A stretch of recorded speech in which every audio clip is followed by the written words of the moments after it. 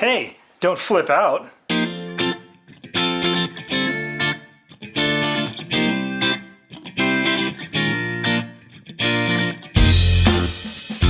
Hello and welcome to Intoxicated Masculinity. If it's Wednesday, we have a cocktail video coming at you. Today we're going to do a cocktail that is not strictly speaking tiki. In fact, it predates tiki by a century or so.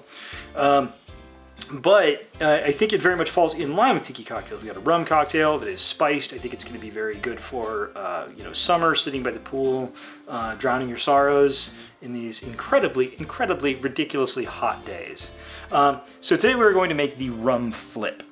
So the history of the rum flip is kind of interesting. It goes back to at least the mid 1800s. When Jerry Thomas talks about this cocktail in the Bon Vivant's Guide, he says that it had been made famous as a favorite cocktail of sailors. That book was written in 1862, so the cocktail was already famous at that point. I couldn't get a lot of information about it going back, how much further it goes back, but for our purposes, we're going to say at least the mid 1800s. Now, so this is a flip cocktail. If you sort of look at the types of cocktails, this is going to fill one of those niches. So you start off and you have sour cocktails. So sour cocktails, typically speaking, are going to include an egg white.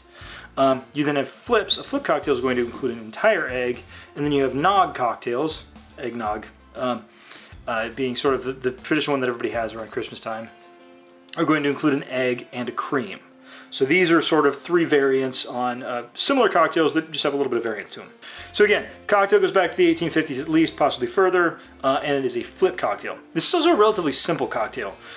So as far as flavor ingredients, we basically are only going to have our rum, and we're going to have a little bit of a variant with our simple syrup, but for the most part, this is a cocktail that's going to feature a rum. So this is one of those cocktails, I probably wouldn't cheap out on the rum. I would get something that's kind of interesting or different, because that flavor is going to be the primary flavor for this cocktail. Anyway, now that we know a little bit about the history, let's go ahead and put it in a shaker and put it in us and see if we like it. So we are going to go ahead and start off with our main ingredient that makes this flip, and that is our egg.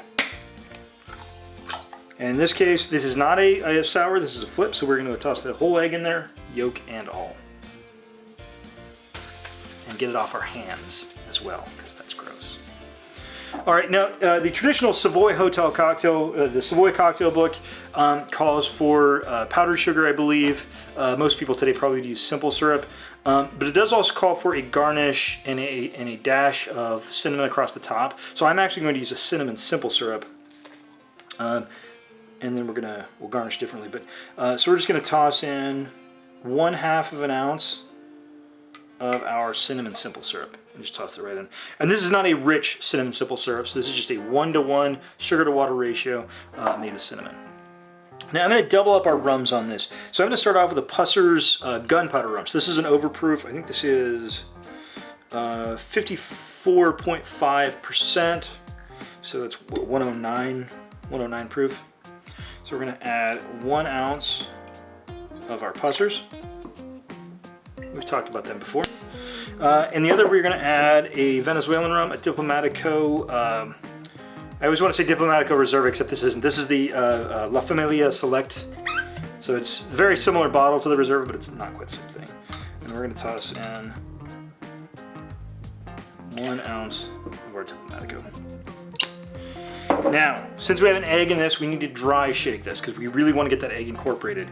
Anytime you're using, egg whites definitely is an issue, but when you're using a whole egg, it's especially an issue.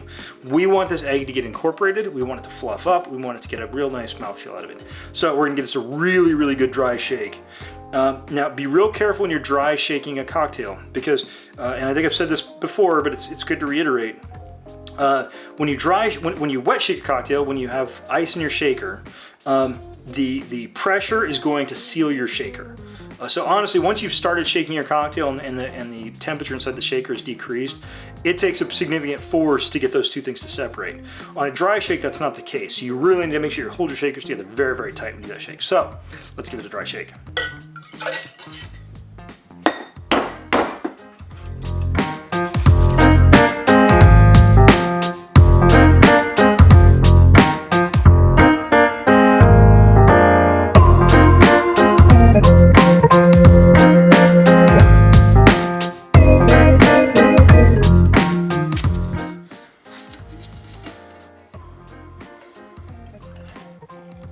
All right, let's toss a little ice in here and do our full shake and actually get to taste this thing. Got our ice. Now we're just gonna complete doing this like a typical cocktail and doing our wet shake.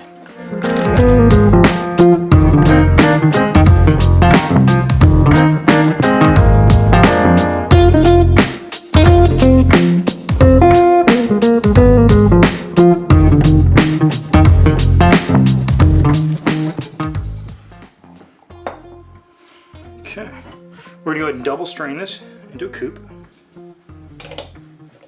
And I chill mine down. You don't have to, it's not necessary, but just keep the drink at a nice temperature for longer.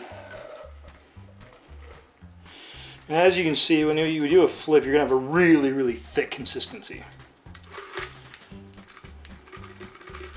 And this is really gonna be the test of your shaking skills, because if you did not shake this very well, the egg is not gonna be incorporated and this cocktail is going to be awful. So let's see if I shook it properly. We have our rum flip.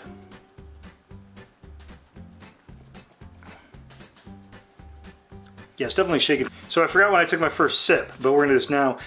And the initial flavor was like, wait a minute, this is missing something. And what it was missing is fresh grated nutmeg. So we're just gonna do a little nutmeg over that.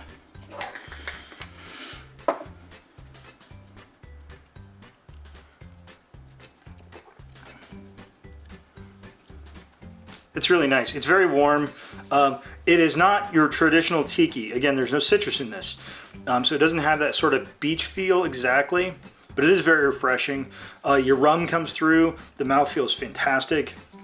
Again, I want to reiterate this over and over again because I cannot reiterate this enough. When you're working with an egg, shake very, very vigorously with your dry shake. Shake very vigorously with your wet shake. You want that egg totally incorporated because an unincorporated egg is going to taste like you're drinking an egg, which you don't want to taste. So it's the first time I've had a rum flip. This probably doesn't fit quite in with our tiki theme of the last few weeks, but this does kind of come before a lot of those. It's a rum cocktail. It's got some spice to it. I still think you could have this by a pool. It is a more creamy feel. So I think on initial taste, it's like maybe this is a little bit more of an autumn cocktail, but to be honest, I'm inside. I'm not by a pool, so this is great. And I think using the cinnamon simple syrup is a good idea too. Because remember, this cocktail does not have a lot of flavor going on outside of your rum. So I think just that little bit of cinnamon in the simple syrup brings a lot to it. It makes it taste kind of spiced, and then your nutmeg on top also. So yeah, this is a really, really good cocktail. Maybe not as much, pool or beach oriented as what we've done the last few weeks, but it's definitely very, very tasty. But shake your eggs. So put it in the comments if you like cocktails that have eggs, or if you're nervous about that, put it down there. Maybe I can do a little bit of research and sort of help you out with that. With your sour cocktails, you can use aquafaba. And I have a video planned out. We're going to talk a little bit more about that. In this one, you really need an egg. For a flip, you really need the full egg. Aquafaba is not going to substitute. You could try, but it's not going to be the same thing. Anyway, on that bombshell, I want to thank everybody for watching. Please like, share, and subscribe, and have a good drink, and have a good day.